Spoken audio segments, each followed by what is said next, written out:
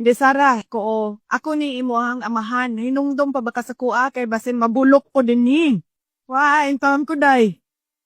Anak ko, sige ka ginatrabahoan na namo. Kada adlaw. Di na ko makatulog kay maguna-una ko. Unsaon ko ni pag kidnap dito sa Hague. Nya, nangutan ako sa iya ha. Doon na ba kay mga gibati? 80 anyos na ba in down to siya? Uy, sakit na yan tuhod, sakit na yan likod, mga anak, mga gibati sa mga senior citizen. Anak ko, kantong sakit sa imong uno, kanang imong bikong sa tiil, ko ireklamo na sa doktor na baka gibati. So, mo ko gibati, pero sakit ang ako ang dughay. Nagsakit ang ako ang kasing-kasing.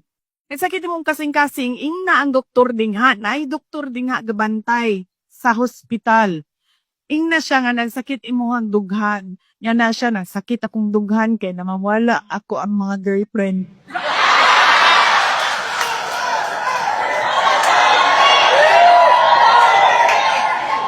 Ngun ko sa iya, ko ayaw kaguol. Ayaw kaguol. Suntian ta ka, na ay duha ka girlfriend mo dingha, nasa gawas sa kulong nga gahulat nga makagawas ka. Ingko gaaway pagadi sila kung kinsay pwede mo sulod o mabisita nimo. Tinuod ka day? Tuol lagi. Naading ha. Ipamanlan pa nako. Naaskuan, naskuan. Nyaningon siya. Miapil mo kang mama sa ila kaaway sa ako aday.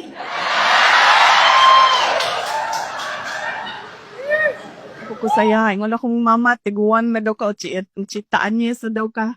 Di nga daw siya nimo.